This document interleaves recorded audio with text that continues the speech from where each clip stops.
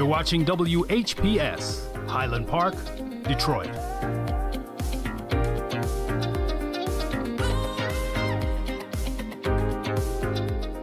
WGPR Detroit, HD2. The views and opinions expressed on the following show are not necessarily the views and opinions of WHPS, its affiliates, management, or sponsors.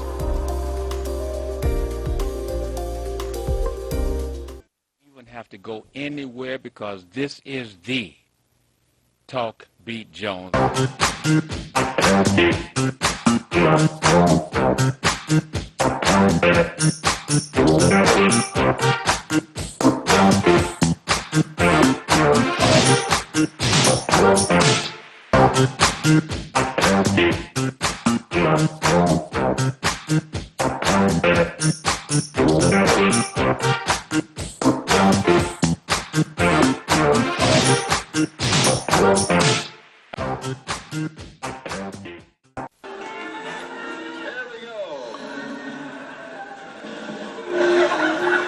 The show of the year.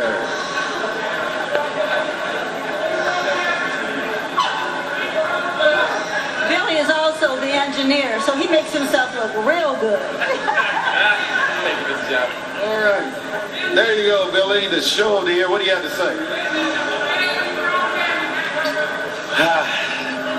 I tell you, to the Soul Beach family, I am simply delighted, and I want to thank each and every one of you for allowing me to do one thing, and that is keep you up all night long with your Jones. Okay, everybody. One of the hardest working person here at Soul Beach. Let's bring on right now the Employee of the Year. Billy E. Jones, Employee of the Year. 24-hour Jones, you got it. The Employee of the Year, morning, noon, and night, you got it. Oh my goodness. Oh. Once again, we bring... WHPR Lightcast, and they can watch the program live as we're speaking right now. Again, don't forget, on a Sunday, we have a repeat broadcast from 4 to 5. Now, what is Talk Beat Jones? We talk. We give it to you in an entertaining fashion, that information that you need, the fashion that you want to have going on in your home. We have people from around the world who are listening to you talk. People are trying to learn how to communicate, how to have a conversation. And we do it here on the Talk Beat Jones. We do it live. We talk it, speak it, move it so that you can feel it. Every Wednesday, tell your friends, Talk Beat Jones. We do it like nobody else can do it. Why? Because we're that unique brand. It is the Billy E. Jones, Talk Beat Jones. I have a call. I want to go to my call early, I think. Caller, are you there? Yes. Yes, tell me something. What's your name and why are you calling this morning? My name is Pamela Burton, and I'm kind of speaking on behalf of my organization from Alpha Omega. Hold on. You got to talk slower, and you're a little breaking up. Is there something going on with your telephone? Okay, I'm going to speak. Don't Okay, go ahead. Yeah, don't talk on the speakerphone. Okay. Okay. Now, would you introduce yourself first, please? My name is Pamela Burton. Okay, and Pamela, what are the situations that you offer the community, and what is it that you represent, please? I represent Alpha Omega International Outreach. We operate in the school district and helping families and children in their needs. And when you say the children and their needs, how is this done? Well, we go to the schools and talk to the principal, the social worker, the teacher, and the family. Mm-hmm. The social worker tends to tell us the situation of each family, and then we supply the needs for that particular family. Oh, okay. So you don't just put everybody in the same bag, the same group. You individualize it? No, we don't. Okay. And so the schools that you go to, are they certain schools, or how do you pick the schools that you attend or work with? Well, I kind of pick the schools, Holbrook Elementary, Highland Park, Hamtramck, Detroit, Pontiac.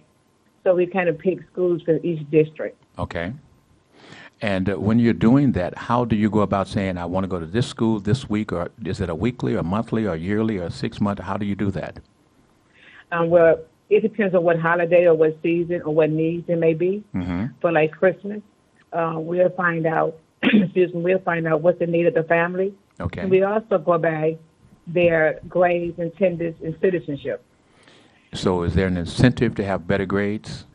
Yes, we wanted to be able to touch the students that already achieving good grades, and we also want to touch the students that are struggling to give them initiative to work harder and get rewarded. Okay. Now, as I looked at what you're doing, there's a few things. There's quite a few different things. Again, today we're just kind of giving the family an idea as to who you are. And what is your name again, please? Pamela Burton. And you represent what group or agency? Alpha Omega International Outreach. Okay. And so give me another one of the services that you deal with that we'll be talking to sometime in the future. Oh, sure. We also go to the Michigan business owners, and that's where we get our donations from. Okay. And so they didn't want to help us distribute, help us be able to distribute these items to the family. Mm-hmm. Okay. And is there other things that you do, or your organization is helping the community do? Yes, we also get appreciation baskets, and that is we kind of want to just serve every individual. Mm-hmm. We get waitress appreciation baskets, fire department appreciation baskets. Well, hold up for a moment. You give waitress appreciation baskets? Yes, we go to business owners. Okay. And we find a best waitress that is working really hard, Mm-hmm. and we surprise them with the manager help Mm-hmm. and bring in baskets for 5 individuals that have been working diligently. Wow. Okay. And you also said the fire department? Yes, we go to the fire department in Hazel Park and also give them baskets and showing our appreciation for the service they give to the community. Okay. And is there other services that you may be later on as we bring you back that you're going to talk about? Well, it's a big project that I've been working on for many years, and I think it's coming to the place where I can distribute it or speak about it. I want to build a new city. You want to do what? Build a new community. Okay. How would that? Give me an idea when you say build a new community. How is that being structured, or what is that about? It's about where you see our community, the things that's going on today. Okay. And so what can you compare? So I want to get a community to establish a new perspective, new home buyers, counseling, therapists for the families in the community. Work together, love thy neighbor as they self. And the only way we can do that is example. You say is examples? Right, as going to a community and bring structure and changing it. And so you can compare one community to another, because people don't realize when they're in their situation, in their community, it tends to be normal. So they have to see something different. So if you get a community and bring structure and change, they have something to compare to work with. And that's what I want to do. Okay, that's something that, like we're talking to you now, we'll be bringing you back, and we'll probably go through segments so that you don't have to try to put everything in one show. And we can explain and talk about what you're doing and how people can benefit from your organization's wonderful goodwill, okay? Okay, thank you. But now tell me now, how can people reach you if they want to find out more about your services, or if they want to assist you? What is it, and how can they contact you? They can contact me on my Facebook page. Everything that I have done is there, so they can kind of view the outreach. They can call me at 248-277-6752. They can email me. Hold on. Before you go there, Can I have that telephone number? Slow it down because there's people who are just now getting their computer fingers ready to type it in, their phones Okay. ready to lock it in, or trying to do old school and find that pencil and paper. Okay. You Try it. ready? Yes, I'm ready. 248 248 277 277 6752. 6752. Okay. Yes. And continue now. And my email is my name, Pamela, Pamela, Burton, Burton, 91, @yahoo.com. Okay. And so if I'm sitting there and I'm wondering, she's talking, and I didn't hear her talk about some things that I may need, but maybe she may have those in her bag of things that she's going to offer. Should I call you, or should I go to your website and contact you? Yes, they can do so. Okay. I want you to hold on with me for a moment. I'm going to bring on a guest, and my guest has been here, been listening, and possibly in his conversation, he may have a question or may have a comment to you, okay? Sure, thank you. Okay, so I'm going to bring on my guest today, and my guest today, as I always do, family, I like to have my guest or my host to give you their names themselves. So, sir, would you tell the folks who you are? Yes, my name is Jesse Banks. And Mr. Jesse Banks is here, and I want the folks to understand, we're in 2022, and we talk about history, and there are folks who don't understand a great deal about our history of serving in the service.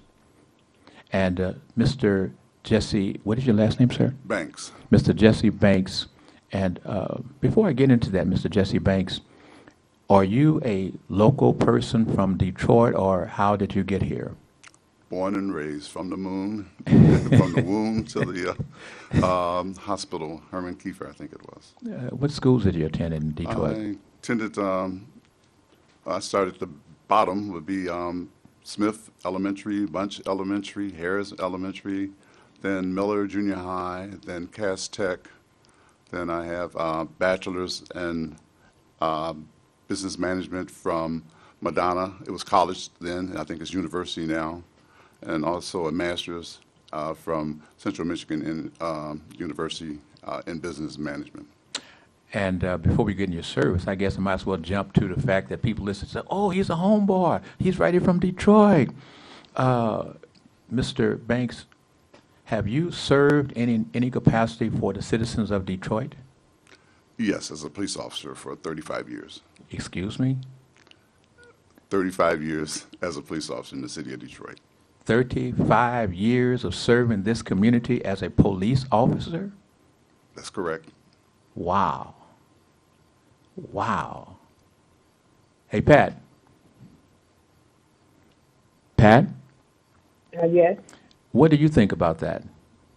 I think that's an awesome serving. I commend you. 35 years. Now, he has served 35 years for Detroit. But how many years did you serve this country, sir? I'm continually serving the country. I taught at Wayne County Community College as a... Go ahead and speak up and talk to I him like taught- you talk to me. I taught at Wayne County Community College, taught business management. I was co-chair of business management. I also taught at Davenport University. Before that, it was called Detroit College of Business. And also the last teaching assignment was at the University of Phoenix. Wow. Did all this for 25 years from the start of my educational career. Oh, okay. So if we go into the educational career, now we might as well go just prior to the educational career. Now, you did something when you got out of high school.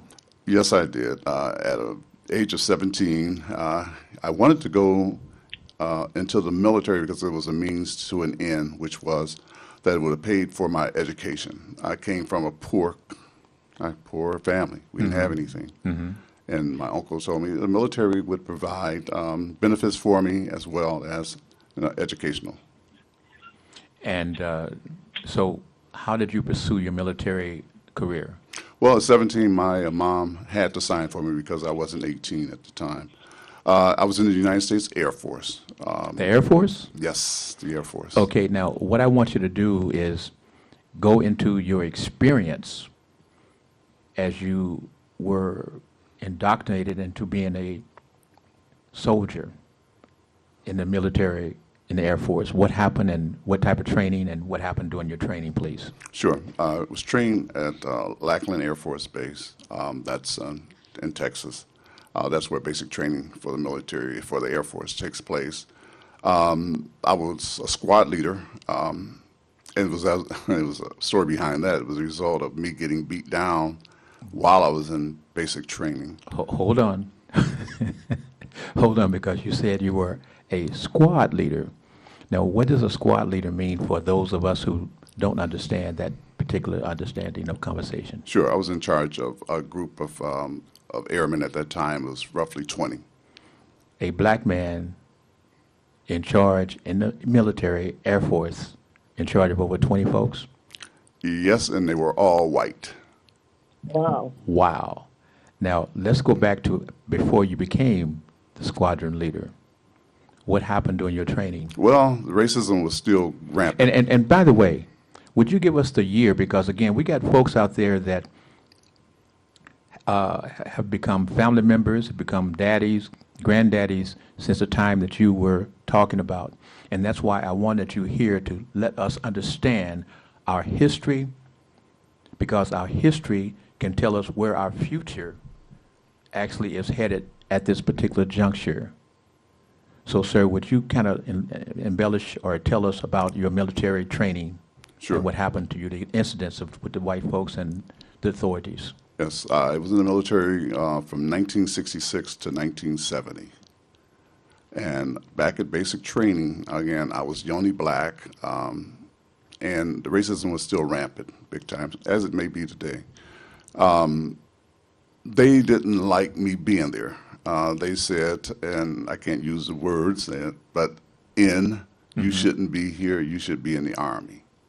And at this point, they threw a towel, a blanket over me, over my bed, forced me onto my bed, face down, and started kicking me and calling me expletive. Until one individual, which I can't name, he pulled them off me. And of course, at that point, people with authority came in and said, what happened, what happened? And they used the old proverbial, he slipped on a bar of soap. And go ahead, please. And I was bruised and everything was obvious. So at that point, I'm not sure, through appeasement, later they made me a squad leader. And so did you have any more incidents, any more situations or problems after you became a squad leader? No. And are there any situations that you would like to relate to the family about persons that you served with, or persons that served that you know, and situations that they went through while they were trying to serve this country and protect this country and fight for this country, and how were they treated? Sure. I'm a Vietnam veteran. You might see my shirt. It has DAV. That means disabled veteran. Okay. I'm disabled. I'm 100% disabled. Okay. The people that I served with, they were very honorable people. I was fortunate enough to serve in Columbus, Ohio, as a base called Lockbourne Air Force Base, which was only 163 miles from Detroit. So I went home frequently. Mm-hmm. But the men that were there at the time didn't have any women. They worked hard, and Yes. they experienced a lot of the same things in terms of the black as I did in my childhood and in the military. Oh, okay. You said you slipped in something about the childhood and the military? Yes. Okay, I didn't quite get that childhood portion. What was that Well, about? most of the brothers, I'll call them that, Mm-hmm. they were from urban areas like Philadelphia, Chicago, New York, Mm-hmm. and there forth. And a lot of them were raised by their grandparents, as I was. Oh, okay. Okay. And so, all in all, do you feel that the veterans that came out of the Vietnam, the black veterans that came out of the Vietnam era, how were they received in America when they were able to come back home, those who were able to come back home? Yeah, they were spat on. A lot of them, they turned to drugs and alcoholism. They didn't know that there were programs out there for veterans, but basically the white veterans, they did. They were told of the benefits. We had to find through each other and through other sources what benefits were available. Do you think that the treatment that the citizens in America, how they treated the veterans, contributed to those veterans being persons that turned to alcohol or drugs because of their mental conditioning? Correct. I believe that had early on that we identified, the PTSD is one of the things they call it today. What is PSD? What is that? Post-traumatic stress disorder. Okay. That's something that occurs as a result of combat, maybe things that they shouldn't have seen that they saw. It was just... When you say that, not to interrupt you, but I know that you don't like to get into it, but I want to let the family know that we're talking about men that don't want to talk about the fact that they had to go there and they had to actually shoot children.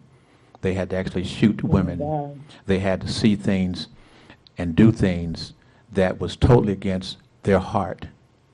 And you say, well, okay, that was there. It's in their head, and it never leaves. Never. It never leaves. Would you explain how that situation of things of that nature never leaves, Mr. Jesse Banks? Sure. Again, I'm a member of the Vietnam Veterans Group on Thursday. We meet every Thursday. It's 15 of us, all of us combat veterans. There have been some stories that I was told, which, I mean, it got my attention because I had to sign a non-disclosure when I was 20 years old not to talk about what I'd seen or so forth in a country that we weren't supposed to be there, but I was there. Some of the guys, go ahead. Well, to explain that, Well, when you were over there, you were not supposed to be in the areas where you were, and the government would deny you were actually there. Is that somewhat? That's correct. Explain how that works. Well, I was an expert on the M61 machine gun. That's one of the guns that you may have seen in movies that shoot 6,000 rounds a minute. Wow. Wow.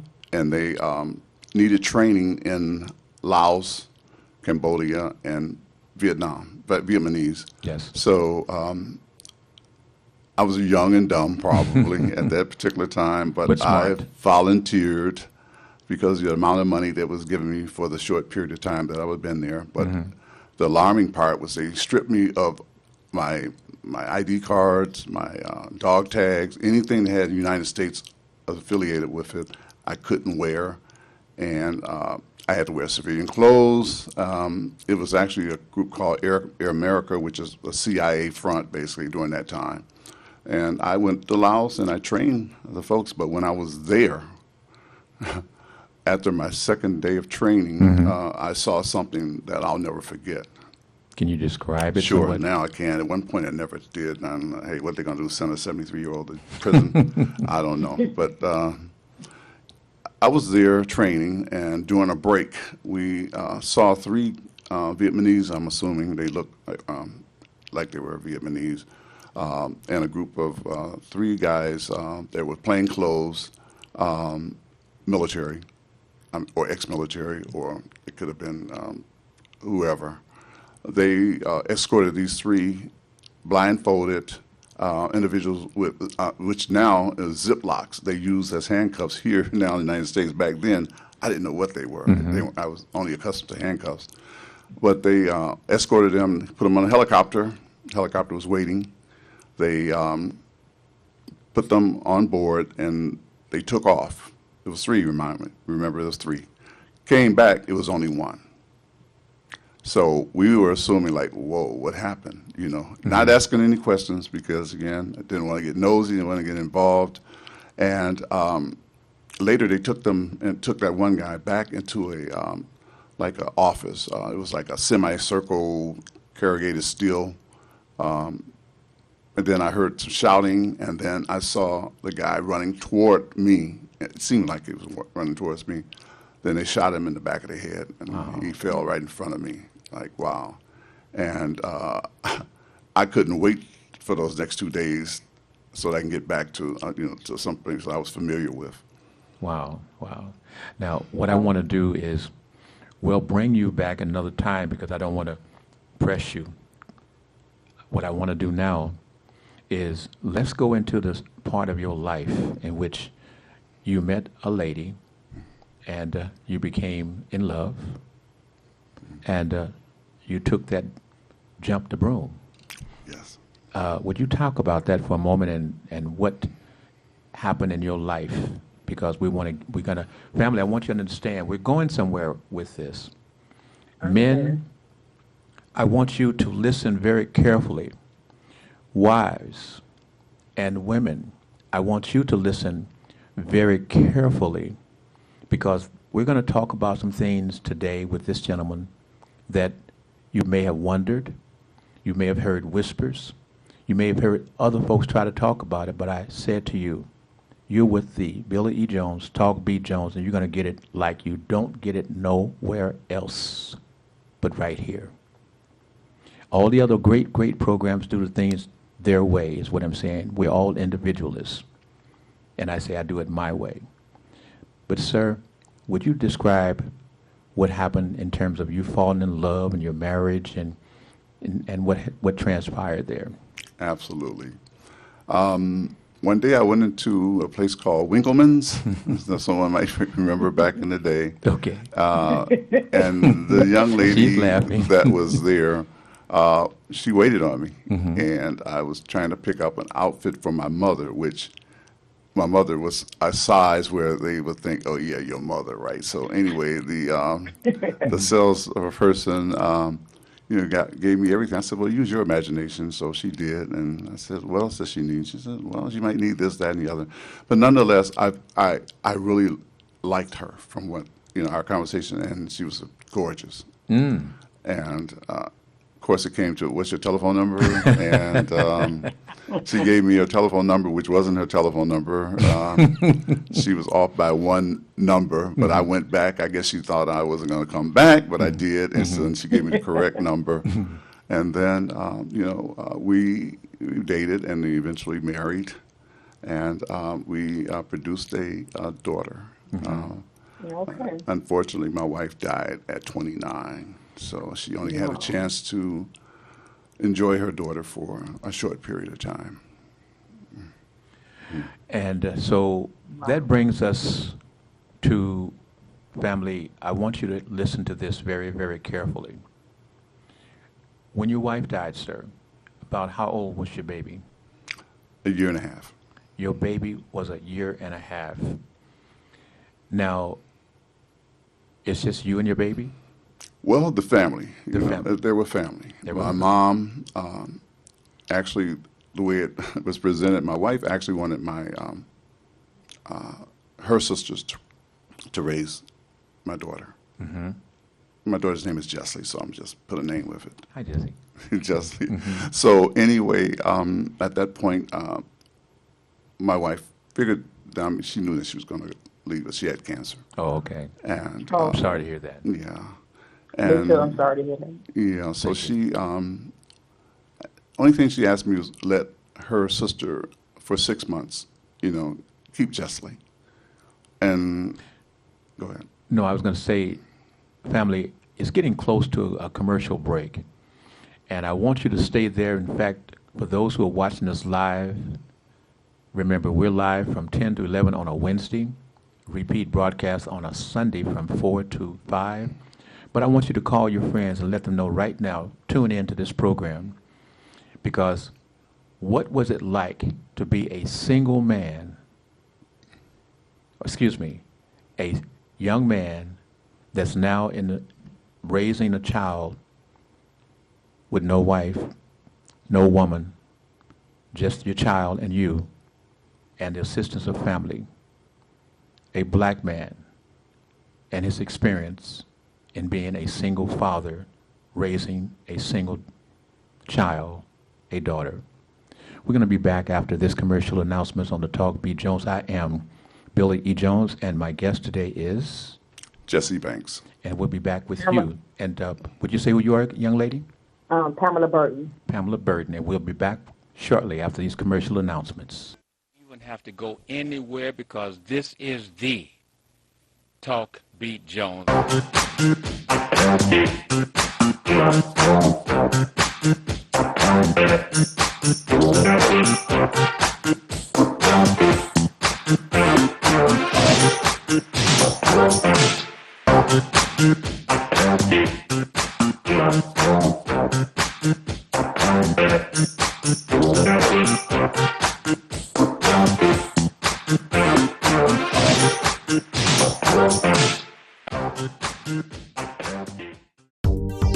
Have you ever wanted your own TV show?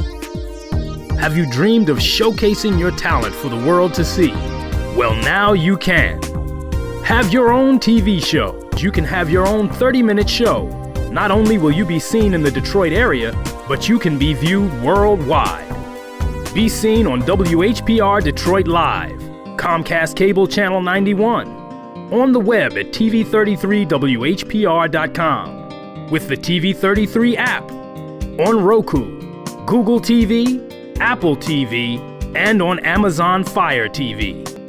Act now. Time slots are limited.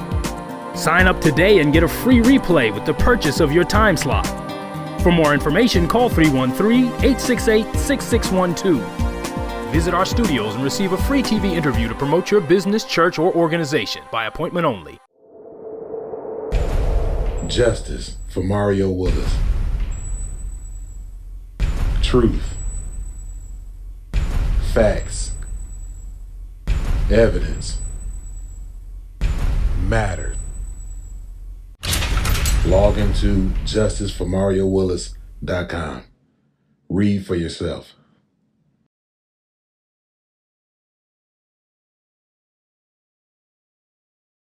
All media platforms are engaged. Copy. Get ready to launch your show or product. Periscope ready. We're 5x5 ready to launch. Copy that. Trend worldwide across all major platforms. Ignition. 3, 2, 1. The world is waiting. Watkins Broadcasting. More than just TV. You wouldn't have to go anywhere because this is the Talk Beat Jones.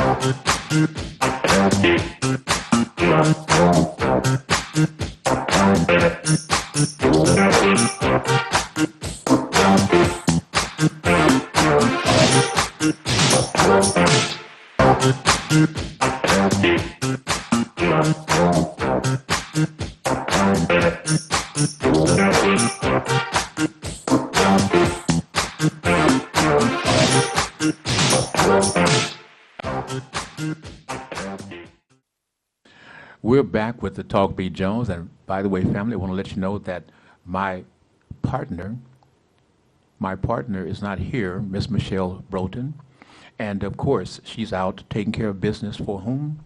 For you, as she is working with the City Council person at large, Miss Mary Waters, and of course, that means that they're taking care of all of Detroit. And that's what she's doing. That's my partner, Miss Michelle Broughton. We'll see her when she's able to work her time to come back on the air to be with you. My guest on the telephone, what's your name, young lady? Miss Pamela Burton. And my guest in studio is, what's your name, sir? Jesse Banks. Okay. And we're going to come back to you, Mr. Banks. Miss Burton? Yes. I want to thank you for being with us. And at some point, I'm going to find out if maybe Mr. Banks want to ask you a question, or maybe you want to ask Mr. Banks some questions a little later in the show, okay? Sure. Okay. Now, Mr. Banks, you were about, can I call you Jesse? Of course. Okay. Jesse, you were about to talk to us about you in the transition of you and your baby girl Yes. as a single father? Absolutely. Again, my wife died at 29, and our daughter was a year and a half at that particular time. And I guess what everybody thought that I would just relinquish my daughter to her, my ex-wife, I should say ex-wife, my former deceased wife's family, which I guess that would have been the normal, I guess, for some folks. However, it wasn't normal for my mother, who was alive at the time. She says, look, you raise your own daughter, Okay. and I'll help you. Now, And I'm that's saying, awesome. okay. It would have been easy just to let her go with, Berkeley's sisters. But a year later, my mother died. Okay. So now I've got a 2.5-year-old, and what am I going to do? Well, since my mother started it all, I said, I'm gonna make this work. So I Did you have any pause after your mother died in terms of wondering, you by yourself now taking care of your baby? Did you have any worries or thoughts? I had second thoughts about, whoa, I knew that Berkeley's sisters, her family is still available if I chose. But I said, no, my mother and we started out a mission, so I was going to complete it. Okay. So I said, well, how hard could this be?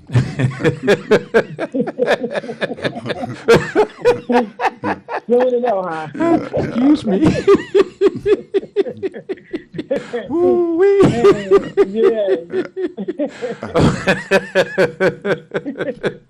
Now that was good. Yes, it was. Please continue. Sure. So I was, my daughter was blessed to have her mom's hair. I put it that way. And thank goodness for Sleepy Hollow. For those who may or may not recall or remember, Sleepy Hollow was a 24-hour daycare for kids. Okay. Infants as well. And I was assigned to the 16th precinct where Sleepy Hollow was on 6 Mile, so it was right Now, within. this is when you were a police person? Police officer, yeah, Okay. right. And so it was easy for that part of it because babies sleep. So when I was working shifts that would have been conflicting with her sleep time, I felt safe that she was in a safe place. And the police officers in the precinct also drove by Sleepy Hollow 24/7, so they loved that part that here they got this police presence all the time because of my daughter.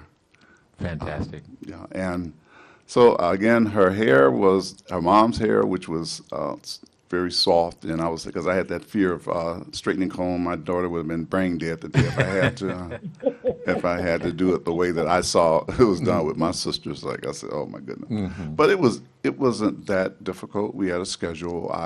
When I did her hair and I got her dressed, I would take her hair and I roll it up and put a barrette on it and a rubber band or something, and we good to go. So it wasn't like I had to do that straightening comb bit. Go ahead.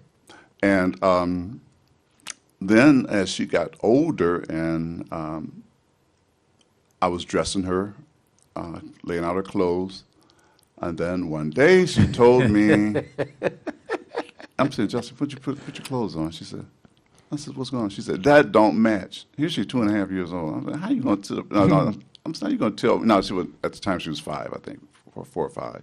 She said, that don't match. I said, well, then you do it. And then she started laying out her own clothes. And today she's actually a fashion designer. And I think early on I realized that she had that passion and that gift. And she is a wonderfully beautiful young lady. I had a chance to see her, Yeah. meet your daughter once. Beautiful young lady. Yeah.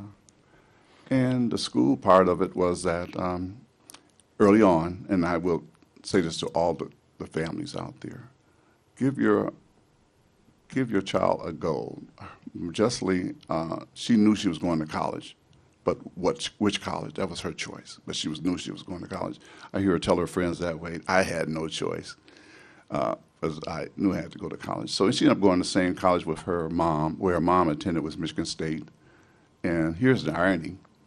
Jessie went to Michigan State as well. Not only was she in the same dorm, but she was in her mom's same room. Wow. Yeah. Wow. That is awesome. Yeah. That's God's hand. Tell That's me. God's That was hand. God's Tell me hand. about it. Yeah.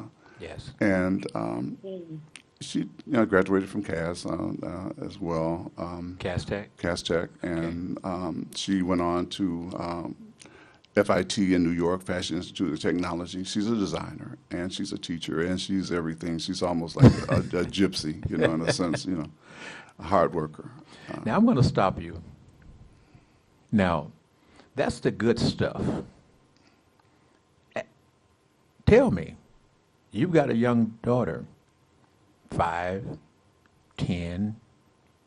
What happened when she turned 12 to 14 years of age? Somewhat rebellious, but not a lot, because she knew my military and my policing background, so she was fearful. I didn't beat her down, but the threats was always there. So, but yeah, she did what any normal, I shouldn't say normal, but she did some bad things. Boys. I was going to. I know Now you give was us good. give us a little something about the experience of her growing from that 12 to 13, 14. Now, boys. Yeah, the boys. And boys knowing her and seeing her, and you, a single father. What was happening in your mind during that time? Well, she let them know right off the bat my dad is a police officer. So that's sort of like weeded out a few folks. But then those she was interested in, she didn't care. And she did have some bad characters at the same time. But she did some things, a couple of things. That Growing experience. Yeah, yeah. When I was away once, she had a party.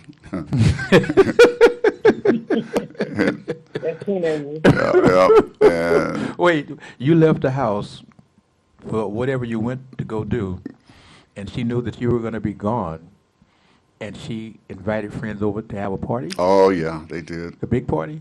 I must have been. My gun was stolen. Oh. 3 of them. What? Yeah, but we got them back. But the thing is now, okay, I was young once too, but to have a party, now we've seen on TV situations like that, and I guess some of you out there gone to parties like that, but I've never gone to a party in which the parent was out of town or gone, and the parent and the kids say, hey, we're going to party, my parents out of town. I just can imagine what that would be, and also what was your thinking when you got back home to see your house in disarray? Wondering what went on. Well, of course, she was challenged, and she said she made a bad decision. I said, yes, you did. She usually relents, but she never did that again. I always told her it was. Did you ground her? Yes, definitely. In fact, I took away her dog. Her what? A dog. We had a dog. A DOG dog? A DOG dog. And you took the dog? Took the dog. So that was devastating, for her. Like, oh, wow. Took it to the Humane Society. But on second guessing and second thought, I said, it wasn't JB's fault. That was the dog's name. Mm-hmm. It was Jessley's fault. But Did you go get the dog back? No. Wow, no. Oh, no, I didn't. I feel like hitting you. No, don't do that. Because there'll be a fight on the studio. No, and we don't want wait, I said I feel like, yeah. It's like feelings in the air. Yep. But I'm no fool. Yeah. I'm just saying, I'm a dog lover. I heard that. Mm-hmm. Yeah. Mm-hmm. Yeah. Are you a dog lover, Pat? Oh, yes. I'm a dog lover. Now, what is your thoughts when he said he took the dog? I thought he took the dog and put him someplace and got the dog back. I had no idea he was talking about take the dog to the Humane Society and give the dog up. What is your thoughts on that, Pat? It's Pam. Pam. It's Pam. Oh, Pam, I'm sorry. Yeah, that's okay. It was like a crunch. It's like, oh my goodness, he didn't do that. But I'm a dog lover to the heart. So, Now, what would you have thought if your daughter or son had given a party and you had been away? I would probably do the same thing. A punishment, take something they love, you know, it wouldn't have been a dog because I love the dog. Mm-hmm. But I would do the same thing, you know. That she needed to know that she was she had did something wrong and she needed to be disciplined about it. Mm-hmm. So yeah, I agree totally. Yeah, now I can understand because you had to give her something that could really Yes. make her think, and being the father, you were not thinking about anything physical to do to make her think about it. And as my mind went through things and saying, oh, I know she loved the dog, but I know that you loved your daughter, and I know that you being gone and anything that in your home, anything could have happened that you would have been responsible for. And this was a tremendously out of bounds thing that she did. Yeah. So I take it back. I reached those words back. I wanted to hit you. No, I have to be in agreement with you. Yeah. Because as a man raising a daughter, when she's doing something wrong, it is always a conflict. What do I do that's going to have an impact, but I can't put my hands on her? What am I going to do? Yeah. So for the men out there, ladies, I'm trying to get you to understand that when a man has to make a choice about his daughter, it's not necessarily the way that you think, especially a man that's by himself. Because when you walk in your door and lock your door, it's just you and your daughter, people can say, well, I'm helping him. That's on the outside. That's on the outside. But the man is taking care of the child and bringing her up to reflect how she's going to be, how she's going to think. That's him. So as you brought your daughter up, sir, what type of things were you wanting her to experience? Well, you know, I was a sport fanatic, and so every time I went to play basketball or something like that, she was there. Mm-hmm. She enjoys basketball, soccer. Tried her with tennis and golf. I'm a golfer. I've been an avid golfer for years. She dabbles at golf, but other than that, different trips all over the place where she got a chance to see some things that she, early on, that she later can now appreciate. At the time, she didn't appreciate it. You mean you travels that you took? Yeah. Mm-hmm. Like the Disney World thing and anything that I did, she was there. So did you travel? Yes, we did. Short distances. Her aunt lived in Ohio, the one which that she was going to stay with had I agreed. And I went to a lot of places where some of my former military buddies were who had families by this time, and you got a chance to meet a few of them as well. Okay. Now, Pat, Yes. in listening to, I said it again, Pam. I don't know why I keep saying Pat. I'm sorry. It's okay. Pam, or should I just say Miss Burton? That's okay. What would you add or what would you take away from listening to Mr. Jesse Banks talk about his experiences today? I was just thinking, like, did your daughter have any issue with your military, you know, in traveling? And did she ever wanted to think about going to Air Force or anything? No, I couldn't pour the Air Force or the military on her. It wouldn't work. Even policing. I have a sister who was a police officer, and she was always been around police officers all life. But she said, "Daddy, that's not me." She said, "I'm a fashion designer. I'm an educator." So, if those were my dreams for her, it didn't happen. She's her own person, and she's a hard worker. But in fashion, but she did because she said she's an educator. Yeah. And you are an educator. Sure. So it sounds like she rubbed off. That part of it probably. Mm-hmm, But I told her she had to eat.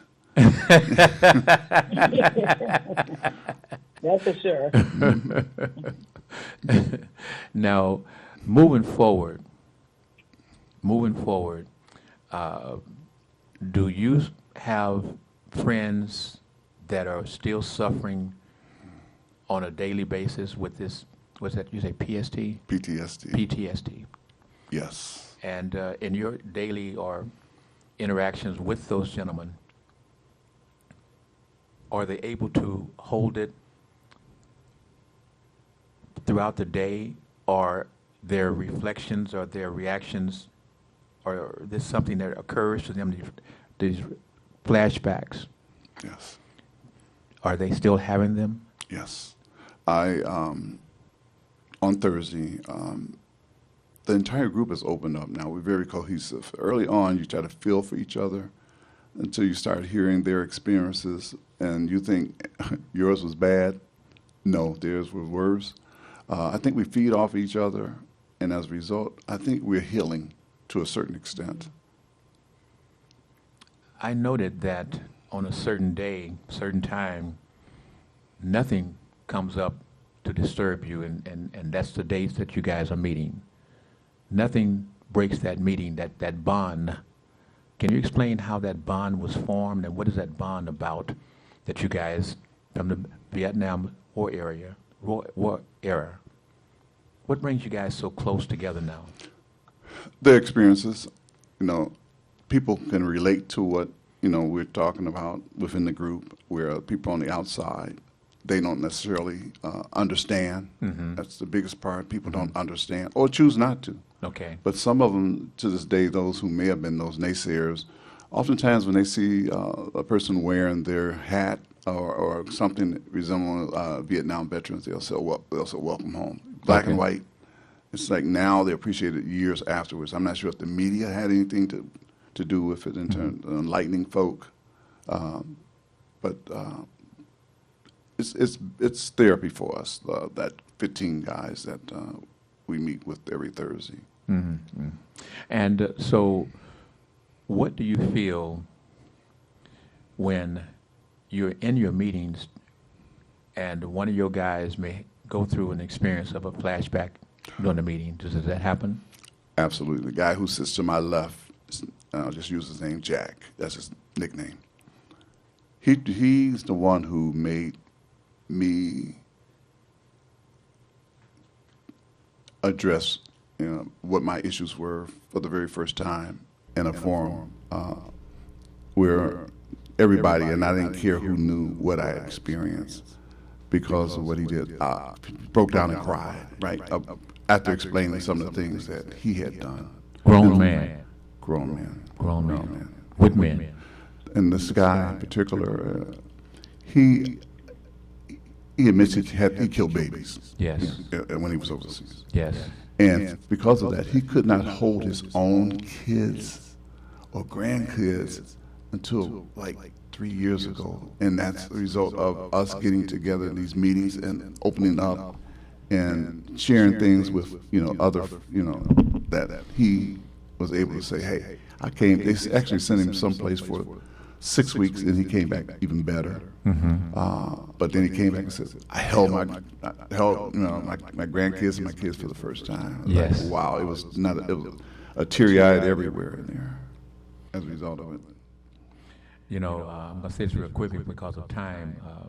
I worked with a guy who had served, and I watched him go through a breakdown, and it was just so heartbreaking. And that's why, like I said, today, I have a special feeling of respect and love for our Vietnam veterans.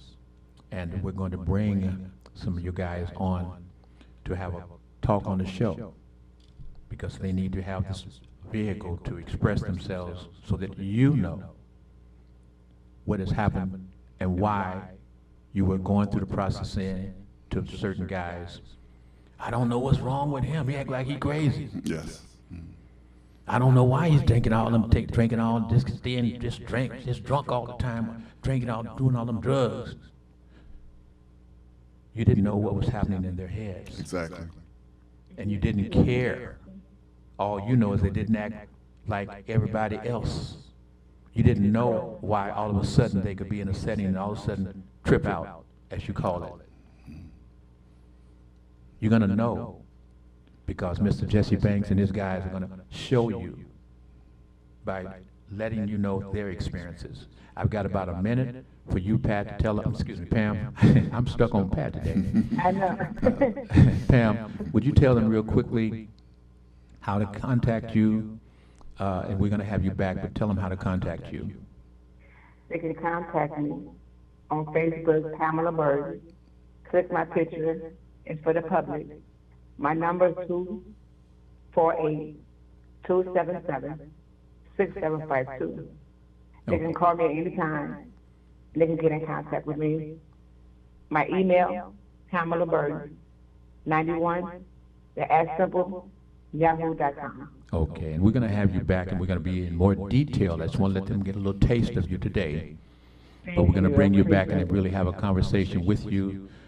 Like I said, there are a lot of things that you're doing. I think the community needs to know about you. And what is the name of the organization again, please? Alpha Omega International Outreach. Okay. And Mr. Jesse Banks, would you have folks out there you want to say goodbye to? Well, all the veterans who are out there, you know, hey, there's help, there's hope, but you have to reach out. And if you need be, again, we meet every Thursday at the Vet Center on Jefferson. If you're familiar with the Parkland shopping mall, that's right next door. Parkway, I'm sorry. Okay. I don't know the address. Okay. Well, family, this has been the Talk Beat Jones. Again, I am Billy Jones, and my partner, again, is out taking care of business for you, Miss Michelle Broughton. And again, you can watch us every Wednesday from 10 to 11 a.m. all around the world, Roku, Amazon, et cetera, et cetera, et cetera, Lightcast. And you see a repeat broadcast on Sunday from 4 to 5. Don't forget about that. TV 33 on demand. And you can pick up Talk Beat Jones anytime. I am Billy E. Jones, and thank you for being with us today. We love you, we appreciate you, and you have mad respect. Bye now. You wouldn't have to go anywhere because this is the Talk Beat Jones. Thank